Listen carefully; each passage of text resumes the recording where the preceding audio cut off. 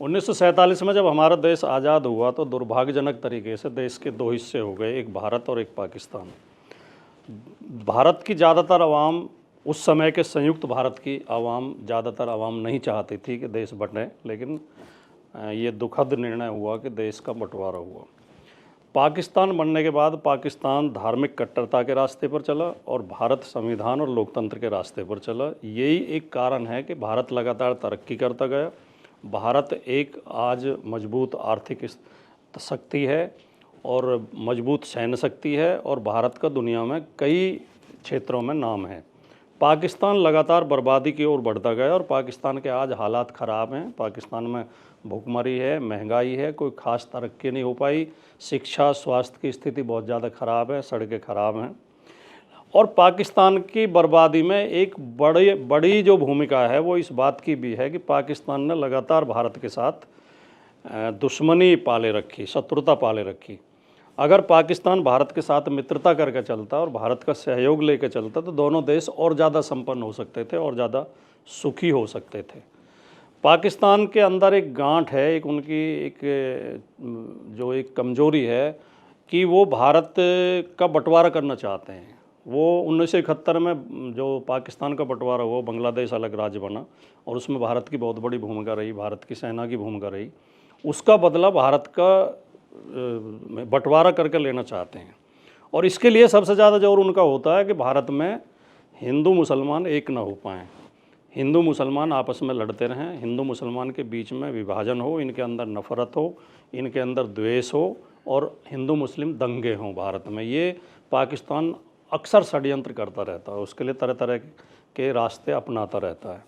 अभी जो 22 अप्रैल को पहलगाम में आतंकवादियों ने एक हमला किया, वहाँ पर उन्होंने जान पूछ के लोगों को मारा कि हिंदू हो या मुसलमान हो, जिसने कहा हिंदू है उसे मार दिया और 28 लोगों की निर्मम हत्या आतंकवादियों ने की।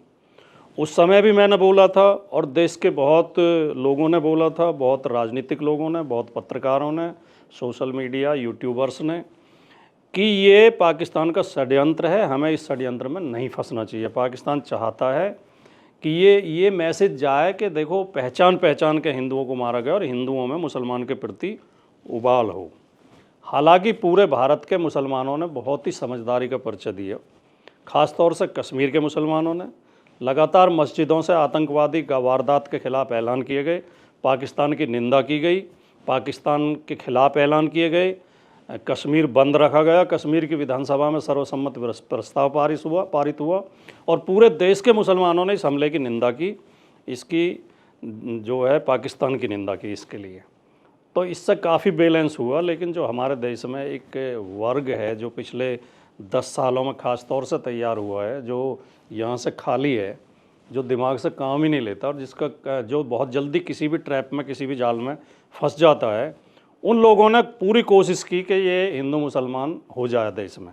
जगह जगह मुसलमानों को परेशान किया गया, जगह जगह मुसलमानों की पिटाई की गई, दुकानदारों पर हमले किए गए और बयानबाजी की गई कि ये जो है मुसलमान हमारे ऊपर हमला कर रहे हैं।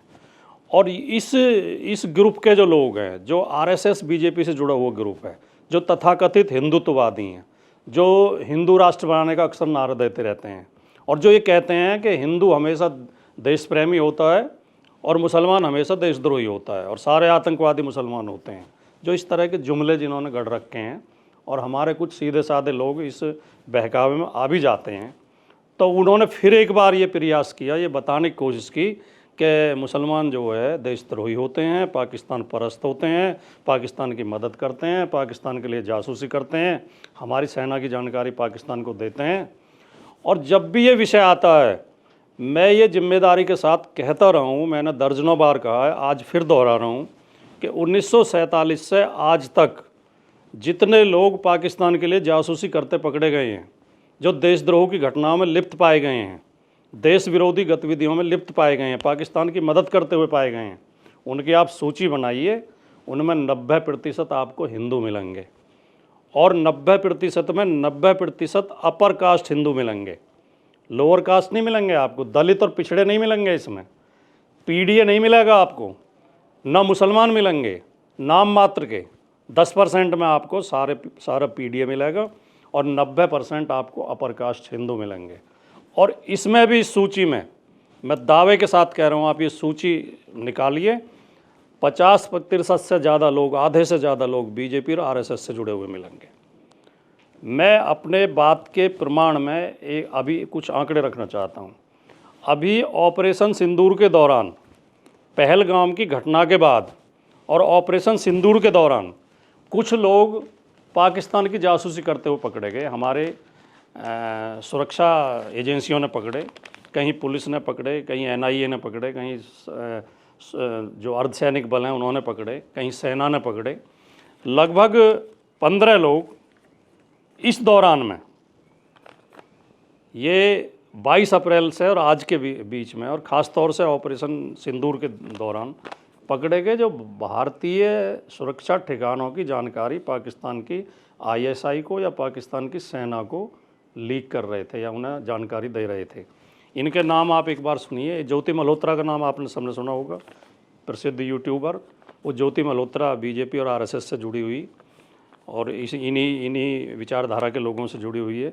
ज्योति मल्होत्रा है, नोमान इलाही, अरमान, देवेंद्र ढिल्लो, मोहम्मद तारिफ, सुखप्रीत सिंह, करणवीर सिंह, पलकशेर मसीह, सूरज मसीह, वेतन लक्ष्मण टंडेल, अक्षय रवि नाइक, अभिलाष पीए, अमान सलीम शेख और नूरुद्दीन उर्फ रफ़ी। इनमें 5 मुसलमान हैं, 10 गैर मुस्लिम हैं। तो ये रेशियो है। तो आप ये नहीं कह सकते, आप देशद्रोही को सख्त सज़ा मिलनी चाहिए, जो देश के साथ गद्दारी करे उसके खिलाफ सख्त से सख्त कार्रवाई होनी चाहिए और इनके ऊपर कोई रहम नहीं होना चाहिए। लेकिन आप ये गुमराह मत करिए देश को कि मुसलमान जासूसी करते हैं, मुसलमान पाकिस्तान परस्त हैं। ये लालच में कोई भी फंस सकता है और देशद्रोही कोई भी हो सकता है। किसी एक वर्ग को आप निशाना मत बनाइए, इससे हमारा देश कमज़ोर होता है। इससे पहले जो लोग पकड़े गए हैं उनके भी कुछ जो चर्चित नाम है वो मैं आपको बता देता हूँ। मध्य प्रदेश में 2017 में बहुत फेमस केस है, ध्रुव सक्सेना, नाम आपने सुना होगा। ध्रुव सक्सेना और 10 लोग गिरफ्तार किए थे एनआईए ने, जो पाकिस्तान की आईएसआई के लिए जासूसी कर रहे थे। और ये ध्रुव सक्सेना कौन है? ये बीजेपी आईटी सेल का संयोजक था, बीजेपी की आईटी सेल में काम करता था। काफ़ी लंबे समय तक जेल में रहा, आजकल जमानत पर है, मुकदमा विचाराधीन है। इसके अलावा चमनलाल पकड़ा गया, पाकिस्तान के लिए जासूसी करता हुआ, आरएसएस का सदस्य था। अच्युतानंद मिश्र आरएसएस का सदस्य था, पाकिस्तान के लिए जासूसी करता हुआ पकड़ा गया। विकास पांडे बीजेपी का बूथ अध्यक्ष था, पाकिस्तान के लिए जासूसी करता पकड़ा गया। प्रज्ञा ठाकुर आतंकवादी गतिविधियों में लिप्त थी और बम विस्फोट कराए थे जगह जगह। और अभी इसी महीने में एनआईए ने कोर्ट में उसके लिए फांसी की सज़ा की मांग की है। वो बीजेपी की सांसद रह चुकी है। केंद्र में बीजेपी का शासन, मध्य प्रदेश में बीजेपी का शासन, महाराष्ट्र में बीजेपी का शासन। मध्य प्रदेश और महाराष्ट्र में उसकी गतिविधियां थीं और केंद्र में बीजेपी का शासन। तीनों जगह बीजेपी की सरकार होते हुए एनआईए ने मांग की है कि इसे फांसी की सज़ा दी जाए, ये आतंकवादी है। बीजेपी की सांसद रह चुकी है। असीमानंद प्रज्ञा ठाकुर का सहयोगी, आरएसएस का मेंबर। मोहित शर्मा बीजेपी का सदस्य। संदीप मिश्रा आरएसएस का मेंबर, पाकिस्तान के लिए जासूसी करते हुए रंगे हाथ पकड़ा गया। संदीप शर्मा और संदीप मिश्रा 2 लोग थे। संदीप शर्मा, अमरनाथ यात्रियों पर जो हमला हुआ था उसमें संदीप शर्मा शामिल था, वो बीजेपी का सदस्य था। पंकज मिश्रा, दीपक त्रिवेदी, पंकज अय्यर, ये जासूसी करते हुए पकड़े गए और तीनों बीजेपी आरएसएस से जुड़े हुए। 11 लोग और पकड़े गए, एक ग्रुप में ही 11 लोग पकड़े गए। संजीत कुमार, संजय त्रिपाठी, बबलू सिंह, विकास कुमार, राहुल सिंह, संजय रावत, देवशरण गुप्ता, रिंकू त्यागी, ऋषि मिश्रा, ये सब बीजेपी आरएसएस के सदस्य थे। निशांत अग्रवाल ब्रह्मोस की यूनिट में, जहाँ ब्रह्मोस मिसाइल बनाई जाती है, उस यूनिट में सीनियर इंजीनियर था निशांत अग्रवाल। वो पाकिस्तान को सूचनाएं लीक कर रहा था। नांदेड़ में 2006 में बम बनाते हुए विस्फोट हुआ था, जिसमें 2 लोग मर गए थे और बाकी जो लोग बचे थे वो अरेस्ट किए गए थे। वो बजरंग दल के पदाधिकारी थे, बजरंग दल से जुड़े हुए थे, जिनमें बजरंग दल का जिला संयोजक भी मौजूद था। ये सारे नाम बताने के पीछे और सारी जानकारी देने के पीछे मेरा ये मकसद नहीं है कि मैं ये कहूँ कि नहीं मुसलमान तो बिल्कुल देश प्रेमी है और हिंदू देशद्रोही है, या हिंदू अपराधी होते हैं, हिंदू आतंकवादी होते हैं, मुसलमान नहीं होते। मैं कहना ये चाहता हूँ कि हिंदू भी हो सकता है, मुसलमान भी हो सकता है। जो अपराधी है वो अपराधी है। किसी धर्म, कोई अच्छे धर्म या जाति देश प्रेमी या देशद्रोही नहीं होते, व्यक्ति देशद्रोही या देश प्रेमी होते हैं। जो देश प्रेमी है उसे देश प्रेमी मानो और जो देशद्रोही है उसे देशद्रोही मानो।